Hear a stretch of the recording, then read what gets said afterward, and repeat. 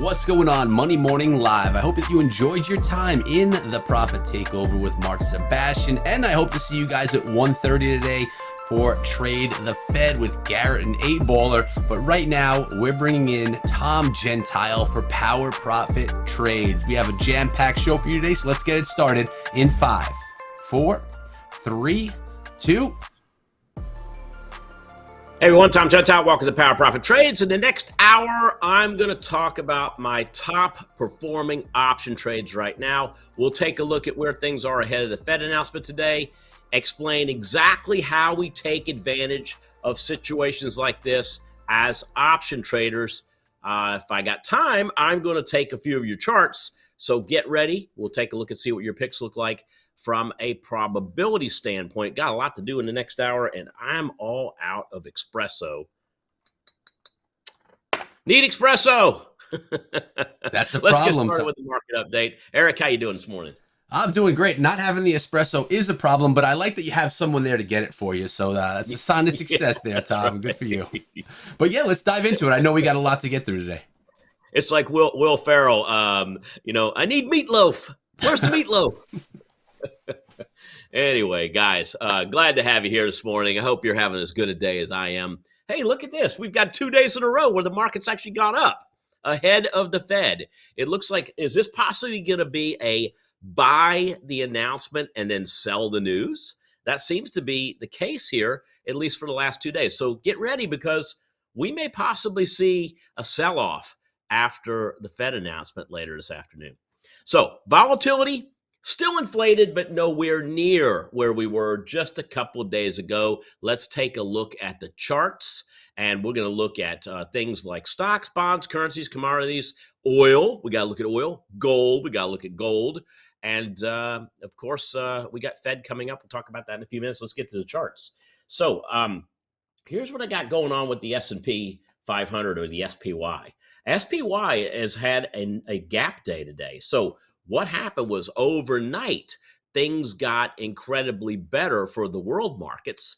They got bounces, and that in tune took us higher into the open. That's why when you see a close here, at least with the index markets, you might wonder, why did the index markets not open where they close? Why does anything not open where it closes? Well, it's because of demand and supply, and one of those outstripping the other.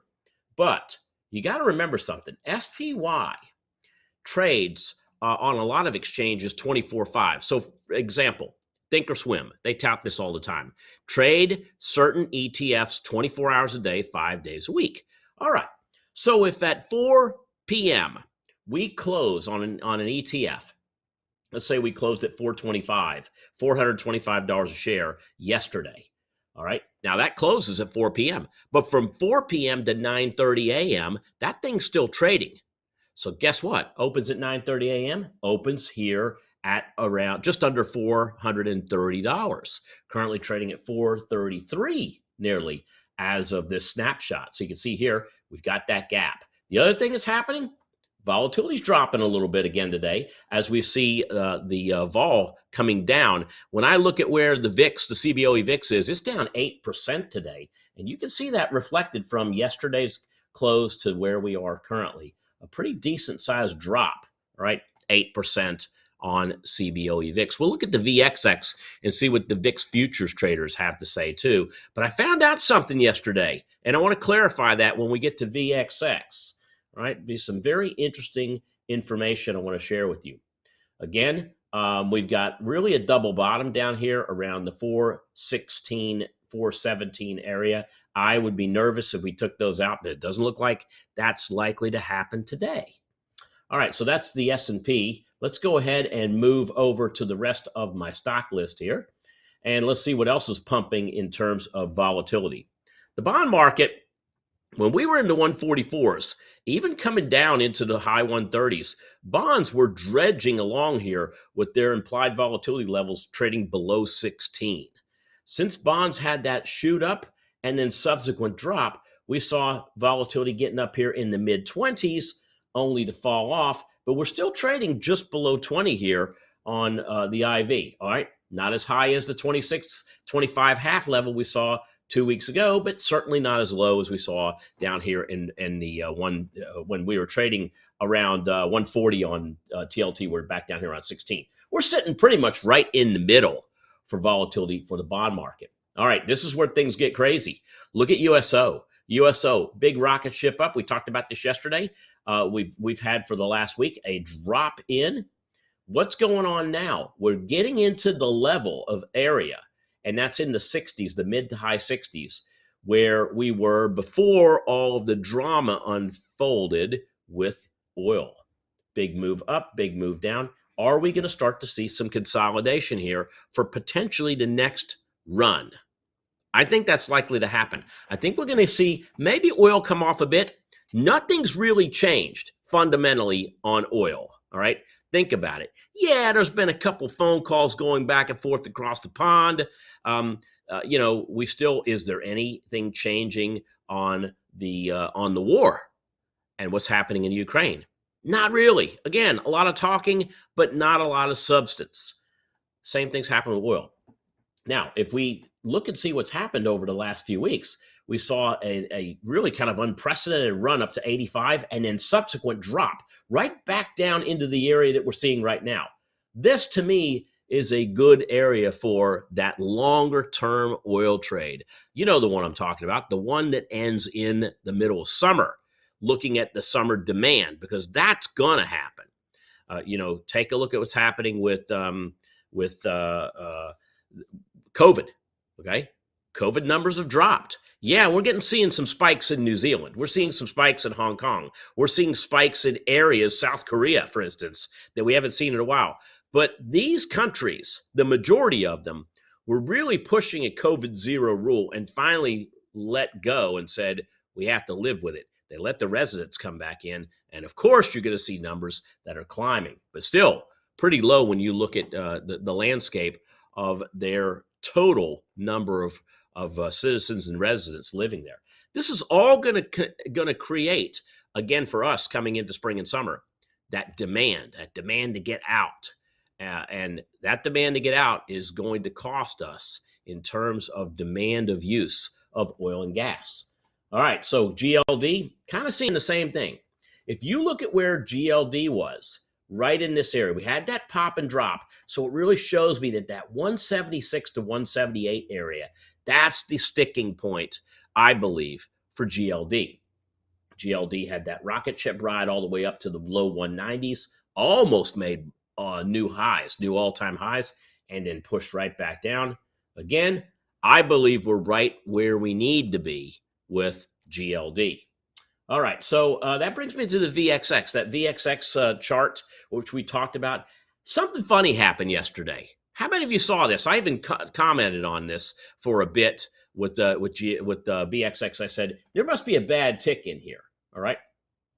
So what ended up happening was Barclays, which is the manager du jour of the VXX. Apparently, they stopped doing what's called contract or creations of this product. They stopped creating the product. So they're the counterparty. When you buy VXX, all right, you could be buying it from someone else, but also keep in mind that the counterparty to a lot of the buys is the actual manager itself. They are constantly creating this product. Well, they stopped creating it yesterday, which is why we saw that big surge up from about 30 to above 40 and then right back down, right?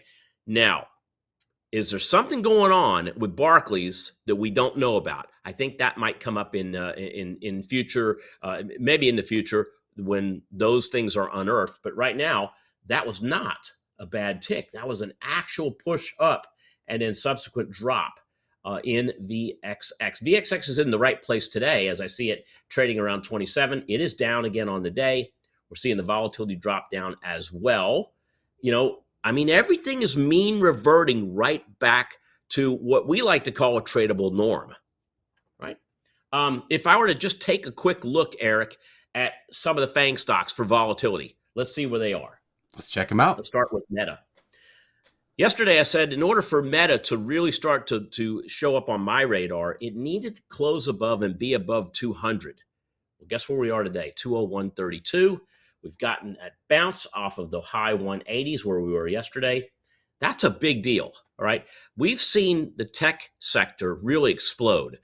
They were the leader yesterday. Today, tech's up over 2.5%. When you compare that to the Dow, which is only up 1%, S&P 500, which is up $1.50, you can see that tech, which got slaughtered over the first part of this year, is really getting regaining some ground. This could be shorts that are taking profits ahead of the Fed meeting. They did it yesterday, and maybe they're doing it today. We will see. Really, when the clock jumps past 2, that's when we see what's going on with the markets heading forward into the rest of the month of March. All right, but take a look at Facebook. Good news. How about Apple? Apple got a gap today too. Traded down for a bit, but then rose. You know, everybody's kind of concerned about right now the lockdowns in China and also Foxconn suspending service. What's that going to do to the iPhone? You know, and then I think people forget that, wait a second, these guys sell more than just iPhones.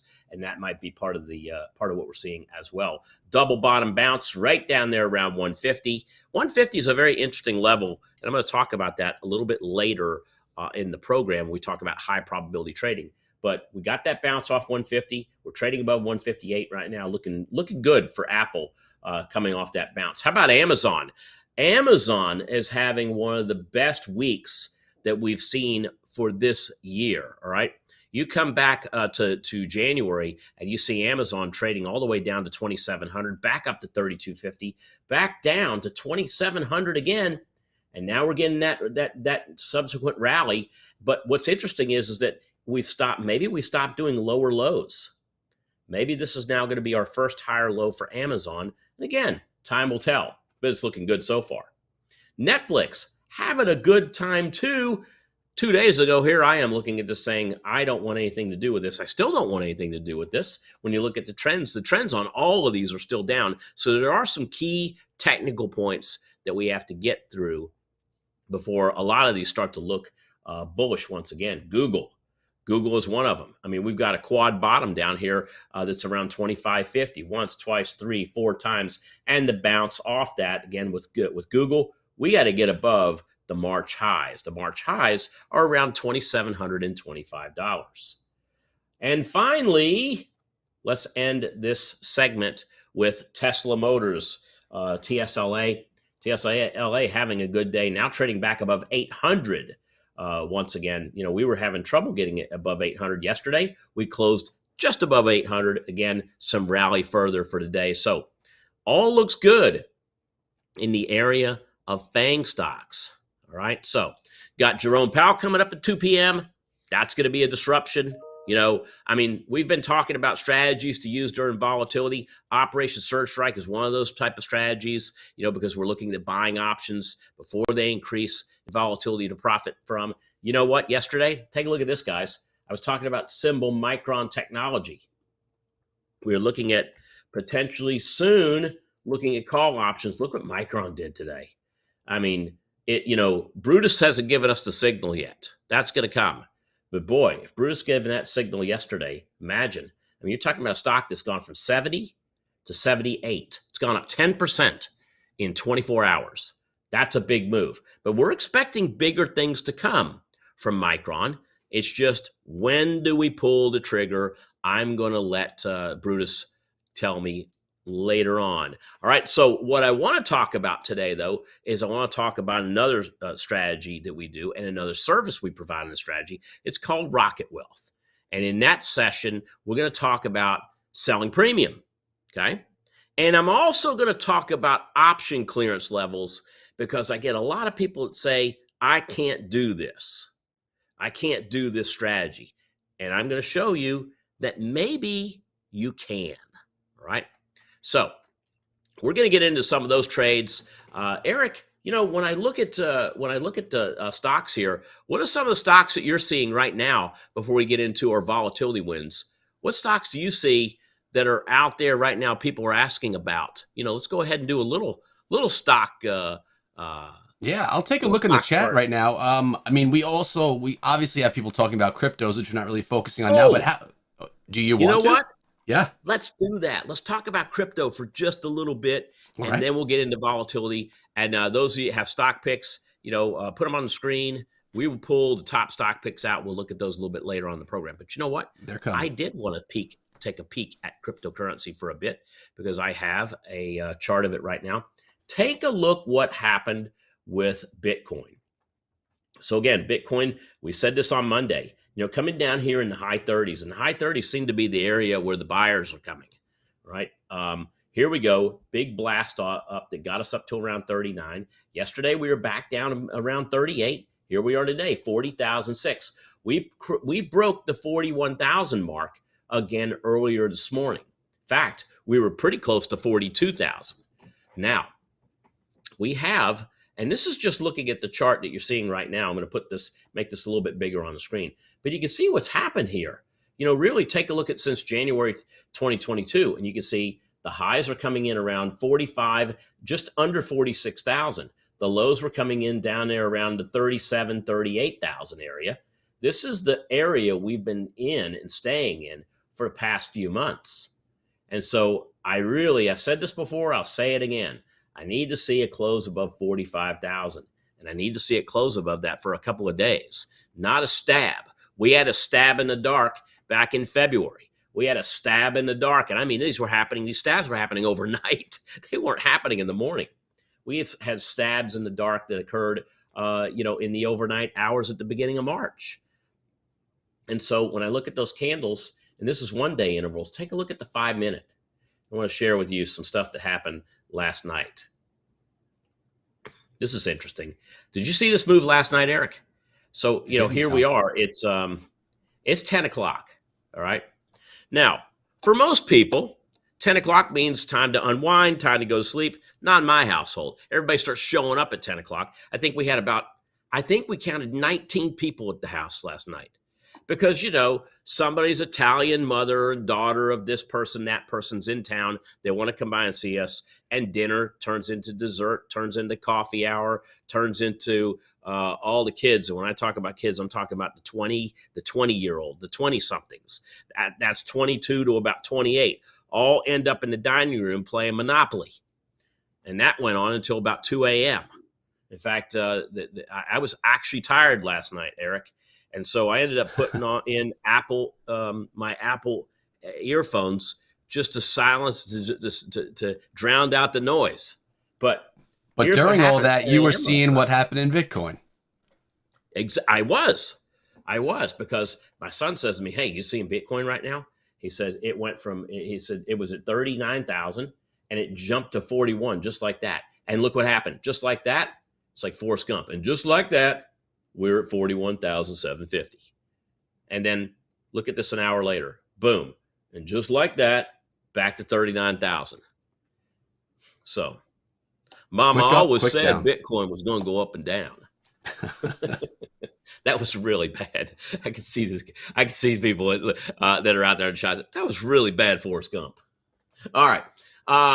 There you go. So I just wanted to talk about Bitcoin for a little bit. Obviously, the most volatile asset in the space, but we're talking about volatility in a different area. So I want to show everybody right now. Let's start off by talking about volatility wins.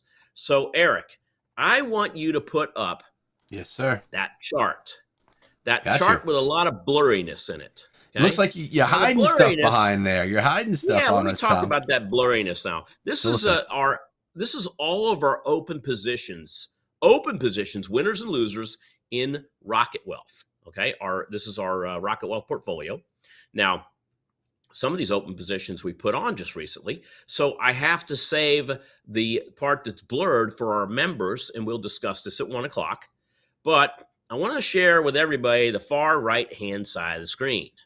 All right, look at these open position winners: 98%, 83%. 98, 98, 46, 89, 36, 85, 67. There's a loser, 31%. Not everything's a winner. I'm not 100% winner. I don't know anybody who is.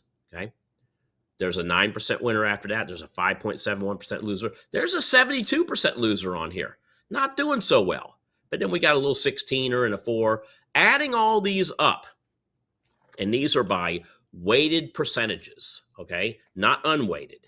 Or excuse me, they're unweighted. They're actually not weighted. A weighted percentage would be taking the same amount and investing into that particular asset or that particular option trade. Then that would be significantly better. But unweighted across the bar, 41.64% on average of all of these winners and losers combined. Now, let me tell you a little bit about the stocks we're seeing here. These are familiar sectors that we've all been watching. Energy and oil definitely have some of those in there. Consumer discretionary definitely have some of those. Retail, farming, we got some farming in it. We got industrial in there. And what I'm going to do, Eric, is I'm going to strip out the positions that are expiring that we're closing up on Friday, just 2 days away. I'll strip those out in a few minutes, and I'll show you the exact trades that we did, where they are, and what our plan is. Okay? Love that. So that's my plan. But what I want to do is I want to set up, if those of you in the room want an option strategy that has those kind of winners in them, that has, I mean, what do we got there? 3, 6, 9, 12, 15 trades. I think that's 15. 15, and you've got 12 winners and 3 losers. If that's the kind of win to loss ratio that you're looking for. And here's the better thing. You don't have to, this is the exact opposite of day trading. All right. This is the more of the put it on and almost forget about it. Well, not forget about it, but we look at it once a week. We don't have to look at this every single day. If that's the kind of lifestyle type of trade you're looking for, this is the strategy you want. Right. And that's what I want to focus on right now is our strategy section. So, whether I do a lot of different strategies, I have a lot of different systems. Volatility, it's Operation Surge Strike. Okay, that's the volatility strategy we do. Now, this strategy is my Rocket Wealth Initiative strategy, and it's all about income generation.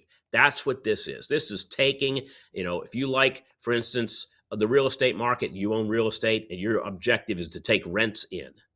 All right, your rents come in, and what do? They provide income to you. They also help pay down the costs of the trade that you potentially, or the house you potentially have.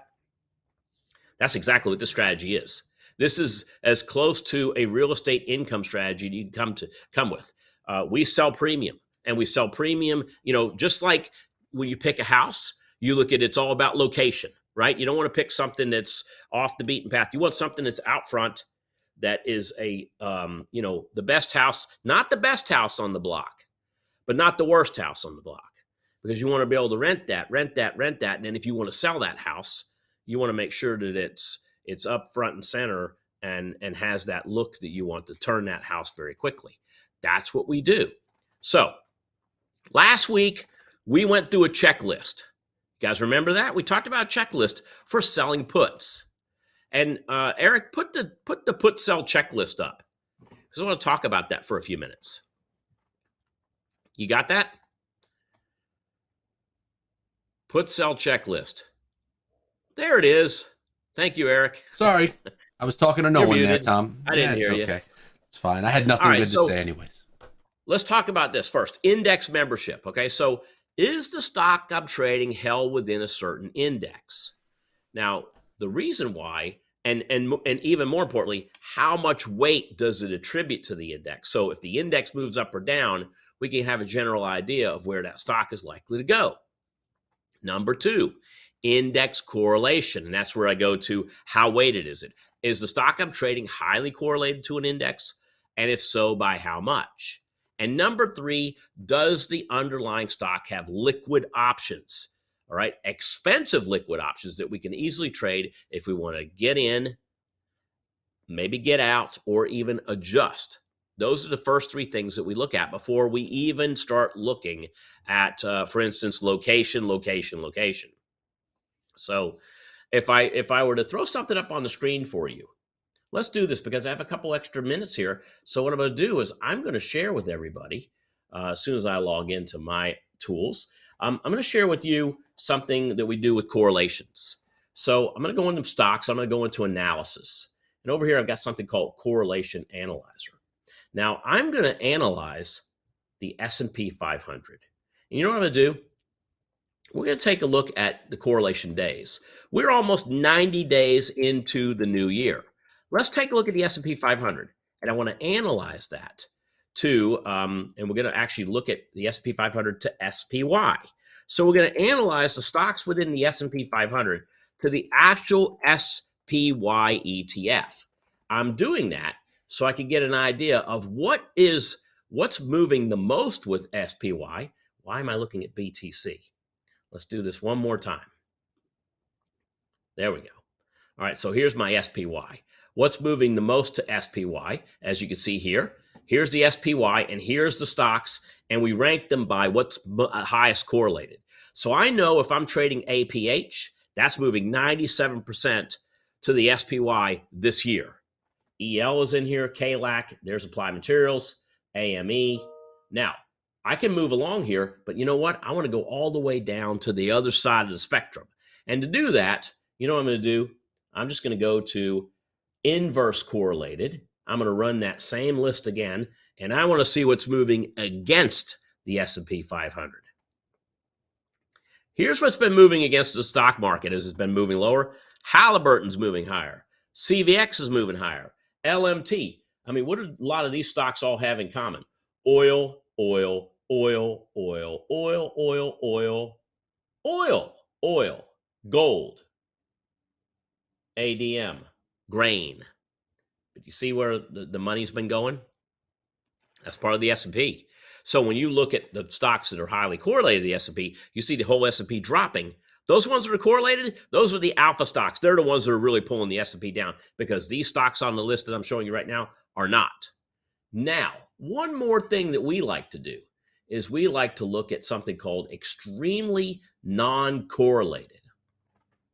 What that means is that if I can find a stock, it's kind of like a house that's in a neighborhood where the neighborhood goes up or the neighborhood goes down, but that house kind of it goes up and down in price because it's just a great house. All right, it doesn't drop as much as the market. Maybe it doesn't go up as fast as the overall housing market. And we see that, I think, in the housing market, we kind of see that more in rural areas than we do in suburbs, because suburbs are all the rage again, right, guys? I mean, people are moving out of the cities. People are moving out of a lot of blue states, getting into more tax-friendly states. And you know where they're going? They're not going to the cities so much in the blue states, although some of them are. A lot of them are hitting the burbs. They're hitting the gated communities. They're hitting the master plan communities. And so, you know, if you look outside of that, you're going to see houses that are going to move up, going to move with those particular burbs, but not as much. I look for stocks that do the same thing. You know, that's extremely non-correlated list. So if I run that list against the S&P, this is going to tell me over the course of the year what stocks are kind of just moving up. Sometimes they're moving with the S&P sometimes, and they're moving against the S&P sometimes, and sometimes they're not moving much at all. Look at Baxter, okay? Extremely non-correlated. TDJ, Prudential, extremely non-correlated. IBM, extremely non-correlated. In fact, IBM is one of the trades in our Rocket Wealth. And one of the biggest reasons why? Extremely non-correlated. Right there. I just shared one of the stocks that we're looking at, Eric, that's in our open positions. But that's part of what we do when we put this whole thing together. And, so it's all about, again, the index itself, the correlation to the index, and does it have liquid options, and how expensive are they? So speaking of expensive, let's take a look at expensive options today. So I'm going to go to my morning report, and over here, we've got expensive options. Now, when I go across this list, I see ASHR, and I see 3866, 1861, and 3866. This is the highest implied volatility, the highest these options have traded in time value for the last year, the lowest, and where they are right now. Do you notice these top 10? All of them are trading on the highs for the year. Now, when I look at these, I see a 38, I see a 57, 57, 31, 45. There's 121 out here for SMAR. Let's take a look at that one in a little bit more detail. That is Smartsheet.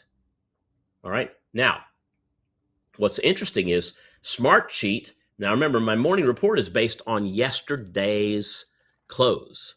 All right, so I'm looking at it in the morning before the market opens. Look how high that thing was yesterday, 120. Look where it is right now, and the day is not even half over. We have seen those options drop almost 50% in value.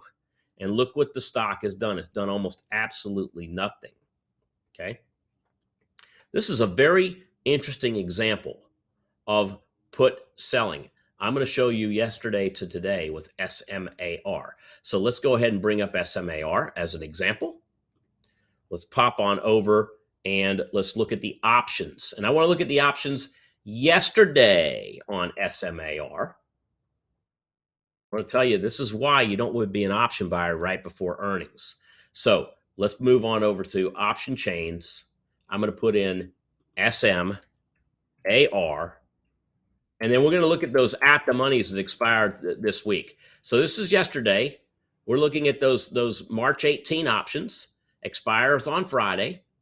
And then here's SMAR, and then what we're going to do is we're going to pop on over and update that. And I'm going to look at those at the monies. Look where they were yesterday. Okay, so the stock price yesterday closed at 43.49. The 40 puts were trading for $1.93. Look at that implied volatility, 225. That is insane for those options. The 45 puts were trading at $4.10. They had an implied volatility of 206. Now, 43.49 is closer to 45, so this is the near money put. So if you sold that put yesterday, you would bring in, all right, you would bring in $410. Now look what it's worth today. Let's go ahead and move it forward a day. Wow, you've already collected $317 of the $410. Okay, that's how much profit you've got. You've collected most of the $410. Now, why is this trade looks great, but why didn't it come up on my screen? Why is this look more risky? The reason it looks more risky is because when you looked at that chart was not a good looking chart, and it could have just as easily went against us. So what we look for is we look for first class stocks. We look at high volatility on first class stocks that we would want to own if we ended up getting the stock put to us. So that's the thing we want to look at, all right? So when we're putting these together, and I'm going to show you guys an example of some of these before the day's over. I'm going to give you my watch list for today, right? The one that I looked at this morning, I'm going to give you the watch list that we're looking at. These change from time to time, but I want to show you what we're looking at. But before we get into that, Eric, let's talk option trading levels, because some people will look at this and they're going to say, I can't do that. That's a level 3 trade. That's a level 4 trade. Let's talk about different levels and where this particular strategy sits if you trade it correctly. So, Eric, let's put the first level, the first option level on the screen. So for those of you that have either never traded options or you just got your option account started and you're wondering, what can I do? And you see this level beside you. I want to talk about what each of these mean. So the first level that we got up there is what we call level 0. This is the beginning option trader, okay? You don't really even need for 0, when you sign your option agreement form and you're ready to trade options, you automatically get this. This is the easiest option level out there. Covered calls. That means you can create a position where you've got a stock price and it's covered by selling call options. So that's actually less risky than owning a stock. Anything that's less risky than owning a stock or shorting a stock, your broker's going to be happy to give you that clearance because you're a unit of risk to them. And if they can make their unit of risk, which is you, lower, that's good for them. Covered calls qualify, covered puts qualify. A buy right is where you buy a stock and you write an option against it. Unwinding a position means you're exiting something. You're not going to be required any kind of clearance for that. And covered rollouts. A covered rollout is let's say you have a covered call and your March options, those are the ones that expire in 2 days, are up for expiration. And you decide that either once that position closes out or that you want to close that position out, and open a new position by selling a covered call in the future, you're doing what's called a rollout. You're rolling that option out to a farther out month and taking premium, more premium in for that. So that's option level one. That's really a beginning option trader. That's something you get automatically. Level one is what we call the novice option trader. So this is one that almost you don't need to go through and jump through any hoops to get. And this is the level that we do most of our trading around. All right, we do most of our trading around this level. We do a lot of our alert services involve long calls, long puts, long straddles, long combinations, long strangles. Those are out of the money trades. And then something called cash secured equity puts. All right, CSCP. Do you know that Rocket Wealth uses that right there? CSEP, CSEP. It's a level one trade. We'll come back to that and talk about that in a little bit. But that's your level one trading category. Level two, this is where you might need to talk to your broker and tell your broker that, you are starting to understand options more. You're starting to understand things like spreads. You also understand that putting spreads on and all the way up to expiration, that they have an even more limited risk than a call option or than a put option or than a stock. And what you're doing is you're telling your broker, all right? You're telling your broker that you understand risk levels and options and all of these spreads, diagonal calls, diagonal puts. Now, ratio spreads, what's called long side heavy, that's what's also called a ratio back spread, all right? Ratio back spreads have limited risk too. This is informing the broker that you understand that these spreads have limited risk and that you're also learning from someone like myself or the other folks here at Money Morning Live. Then they allow you to trade these, to take these levels and ratchet up because they know that you're getting experience, you're getting knowledge, and you understand these risks. All right, let's bring up level three because this is the one that a lot of folks, want to get to. I'm going to tell you, it takes a little bit more to get to this. And by the way, all of these levels, when they grant you access to level 1, level 2, level 3, etc., you're getting clearances for all the previous levels plus. So for instance, level 3 gives you 0, 1, and 2, plus you get uncovered calls. That's selling naked calls, all right? That requires capital. Uncovered puts. Now, what's the difference between a cash secured put and an uncovered put? A cash secured put is selling a put with the intention that you may end up owning the stock and that you want to own the stock at that price. That's a CSEP, okay? That's a cash secured equity put. An uncovered put is the ability to sell that premium with no intention of taking the stock, and therefore you may end up leveraging your position substantially because you're not going to take the stock. You're planning on getting out of that position, win, lose, or draw before expiration. Uncovered rollouts. That's where you might have a short put or a short call and it's coming up to expiration and you buy it back and you roll to the next week or the next month, etc. You're basically trying to just concentrate on income after income after income. Short straddles, that's a combination of short calls and short puts. Short combinations are a combination of short options, option types. Strangles, out of the money calls and puts that are short. And uncovered ratio spreads where the number of sells exceed the number of buys. The number of short option trades in the sequence exceeds the number of long option trades. Again, this is what I like to call the advanced option trader, right? So once again, level 0, 1, and 2, you really get to, and that covers everything that we do. Everything that we do here with every alert service and every research service that I do. Now, usually, level 2 clearances for spreads, level 3 would be for put sells, but with Rocket Wealth, if you're following the CSEP strategy, level 1 is all that's required. Now, there are possible margin requirements, And typically margin requirements on short puts is 20% of the cost of the stock at the strike price. So for instance, if I sell a 100 put and I bring $5 in for that trade, okay, that's going to be $500 in my account. But that 100 put, I'm on the hook to buy the stock at 100. Doesn't matter what it's trading at. It could be 150.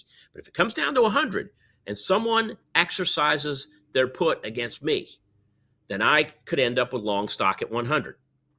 100 shares of stock at 100, that's $10,000 or $5,000 if you have a margin account. The option margin requirement on a trade like that is typically going to be about $2,000. So to bring in 500 in that example, I would need 2,000. And some brokers even let you take the $500 that you brought in and they deduct that from the margin. So in a lot of cases, it might only be $1,500.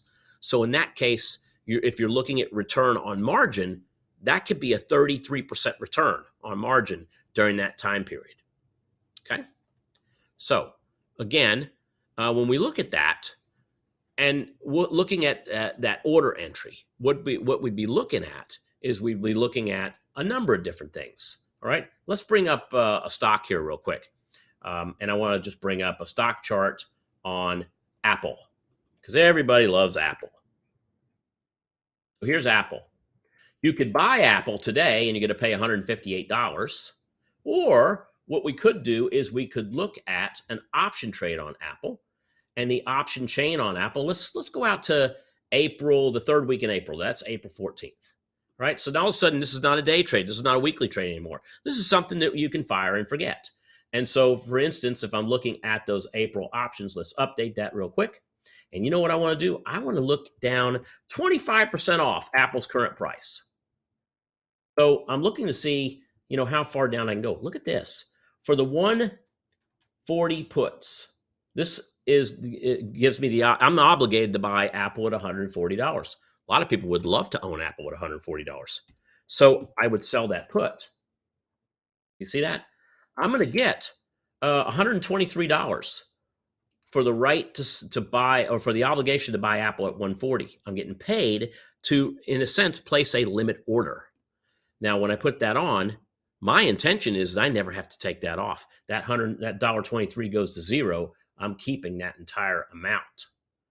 But if Apple does go down to 140, I could end up owning the stock at 140. What we do is we look at those and say to ourselves, we want to own the stock down there, and I'm fine with that. That's what cash secured equity puts are all about. Now, why am I showing you this particular trading strategy? Because it's that good. Eric, let's put the closed positions up for the year right now. Let's get them. And I'm going to open up. These are not going to be blurred, right? These are the closed positions we have right now for 2022. As you can see here, we were picky for the first couple months.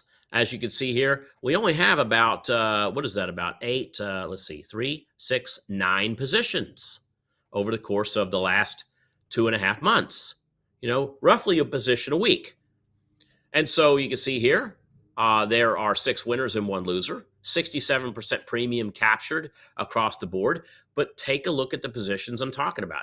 We have an SI position. See, that's one where if you go across and you see the date, that open price, that's what we sold that put for, okay? And then you can see the close price, where it went out at, and then the profit. Look at STZ, DGX, AMP, and HUM. What do they all have in common? The option premium we took in, we got to keep 100% of the premium. Look at ALB. That was a position where it went to expiration. We ended up owning the stock. That's down about 6% right now. So across the board, this looks really good.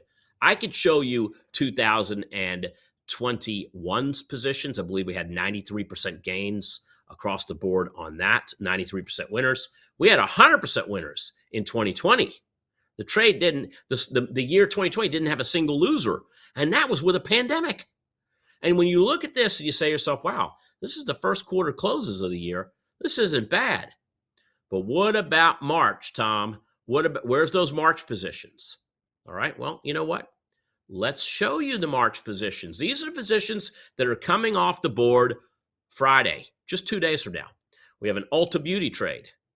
That we sold for, took in $4.60. That thing's worth a nickel right now. It's not even worth buying back. On Friday, it goes to zero. We keep 100% of the profits. UPS trade, right? That's a March 18th expiration. That went for $3.17. That's a nickel. The John Deere trade, that was a $4.46 payday. That's down to 5 cents. That one's almost off the board. Look at Nvidia. Nvidia was a losing position. I'm not gonna tell you, sugarcoat this, but this was down until today. Nvidia's up, and this whole thing flipped over, and all of a sudden it went from a loser to now we're up. We've taken 89% of that position. So there you go. And these are all the March trades. These are all trades that are coming off the board for March.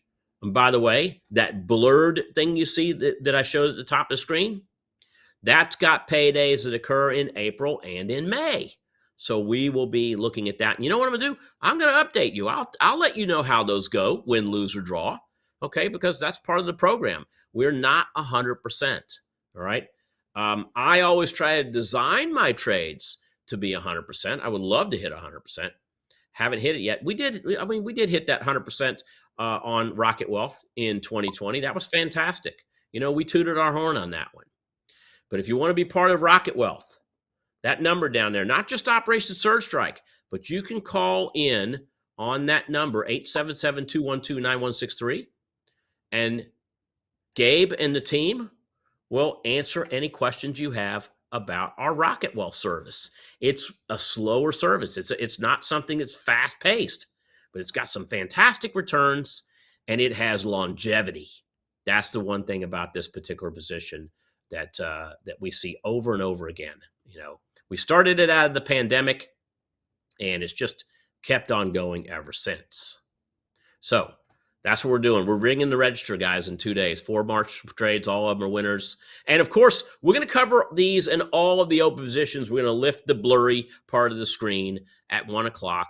We're going to talk about those positions.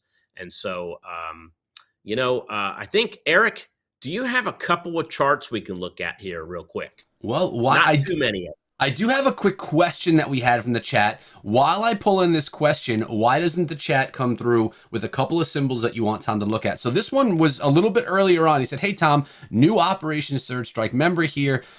When you issue a trade alert and it says, for example, for a 50-cent credit, what does that mean? And now I'm looking for some symbols from the chat. Easy. That means when I put the trade on, I want to take money in on that trade. And our goal is to keep as much of that as possible. It's like Rocket Wealth. When we do a Rocket Wealth trade, we're taking a credit. Okay, we're taking a credit on the trade. So, for instance, we took a credit of $4.60 on Ulta Beauty, and now it's only worth $5. Now, if you sell something for $4.60 and you can buy it back for $5, you have a $4.55 profit. And every once in a while, with Operation Surge Strike, we see short-term paydays where we can take in a credit. And that 50-cent credit, we'd love to see that go to zero as well. So that's what the whole thing about credits are, Eric, when we look at credits. Excellent. All right, so I'm looking at the chat right now, and we have Brad H., who wants to take a look at AMD. AMD. That is my son's second favorite hardware stock or processing stock. That's Advanced Micro Devices. His first is Intel, and he was all over AMD back in 2020 and 2021. But he's flipped, and he's long-term Intel, and I'm long-term Intel. But we're talking about two stocks that correlate pretty well together. Intel very, very oversold for the year. In fact, it was at the bottom of its not only its 3-month range, but the bottom of its 1-year range. AMD's held up pretty well when you look at where it's been for the year. It's not trading off the bottom, but you know what? 2 days ago it was, because if you look at that, let's go look at the 90-day chart. This will take us back to the end of the year.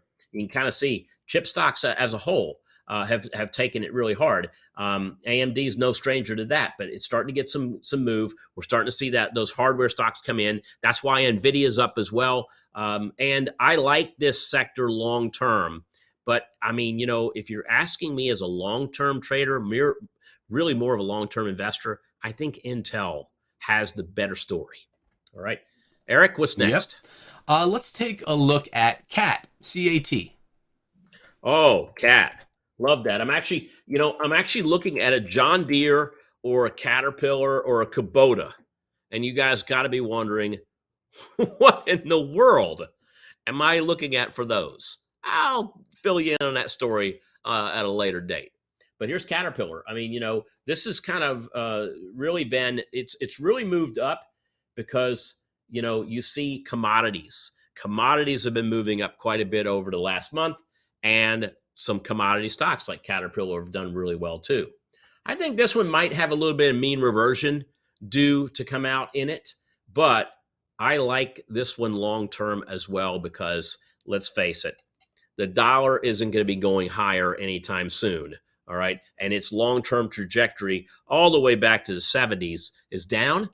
And if you look at commodities and you look at the stock market as a general, their long-term trajectory is up. I think this is still a value area for the long term. Eric, what's next? Yeah, well, we actually have SkiCat recommending a Kubota. They say that they have one and they like it. So that's a little recommendation for your future farm. I want the Kubota with the front loader. I want it with the 3-pin thing in the back with PTO on both sides. And then I'm not looking for the big one. I'm looking for the little bit smaller one that has the deck on it, so it does everything. That's kind of what I'm looking for. You've done your research. All right. Why don't we look at one more really quickly, and it's INTC. We just talked about that one. So not too much to discuss about it, but let's look at the chart since I already brought it up.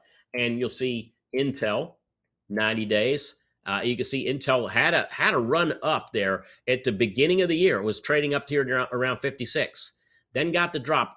Great earnings. The guidance was a little bit iffy because of supply chain, and then bop. They bopped it down to the 40s, and it double bottomed down here right around 44, getting a little bit of lift off here. I really want to see this one trade above 49 and get out of this funk that it's in right now, but it might take some time. All right. So, and those of you that are on Crypto Watch, you can see we're still trading above that 40,000 area, but you can see that, I mean, we hit that 41,000 this morning, trading off of it a bit. We're getting into an area where we're seeing support here for the, near term. And this is all 5-minute bars. So right now I see 40,200 support for those of you that are looking at this short time. All right. So, hey, we are almost out of time. And there's one more thing that I want to put on the screen. Okay. And remember, guys, as we're putting this last image up on the screen, hey, there's one way to get my top trade alerts, complete entry and exit instructions, including the next trade I plan on putting on for my Rocket Wall trades, like our 100% winners we have for March, and that's to join me as a member. But hey, right now, the few stocks that we're looking at, here they are. ENPH, all right, TWTR, that's Twitter, UAL, CCL, and there he is down there, Micron Technologies. Micron's very interesting because it's showing up. This happens every once in a while. It's showing up under our Operation Surge Strike, and it's also showing up as a best-in-class stock probability that it's going to likely move higher, not tomorrow, not next week, but over the next couple months, okay? And we're looking at potentially something below that area that might make sense in terms of either put selling or long-term ownership in Micron Technologies. I don't know what it's going to be yet. I haven't gone through and looked at it in that great a detail, Eric. But, if I were to throw Micron up here, just my initial thoughts, we looked at it yesterday. We looked at it yesterday because it's a surge trade. It's a surge strike trade. But I'm looking at it also as potentially a rocket well trade. Is there every once in a while, is there a time where we can see short-term and long-term in the same direction for the same stock? Yes, that's a rarity. but it looks like that might be coming together for Micron Tech. All right. You can see that kind of double bottom down here around the low 70s, around $70. Today it's popped up. It's at $79.01 as of the print that I see here on the screen. It's got a lot of resistance up here, back up here above the mid 90s. It's just amazing how this stock just 2 weeks ago, 3 weeks ago, was in the 90s and dropped down to 70. That's a huge drop to happen on a stock like Micron in such a short amount of time. Even mean reversion is telling me that the stock is potentially moving higher, maybe even a little bit higher here before, we still got 13 days to earnings before this thing really jumps in there. So, guys, like I said before, if you want to learn more about how we not only pick these, but how we trade them, entries, exits, adjustments, etc., live screening with us every week, then come join me, Rocket Wealth Initiative, numbers on the screen. You can call, raise your hand. Gabe will connect with you in chat. Thanks for joining us today. For all my premium subscribers, let's take a break. We'll be back at 1 o'clock. We're going to do a shortened session at 1 p.m. so that everybody can join 8Baller and Garrett on the live coverage of the Fed. So we're going to do a short one today. And for everybody else, I'll see you all next week. Bye, everyone.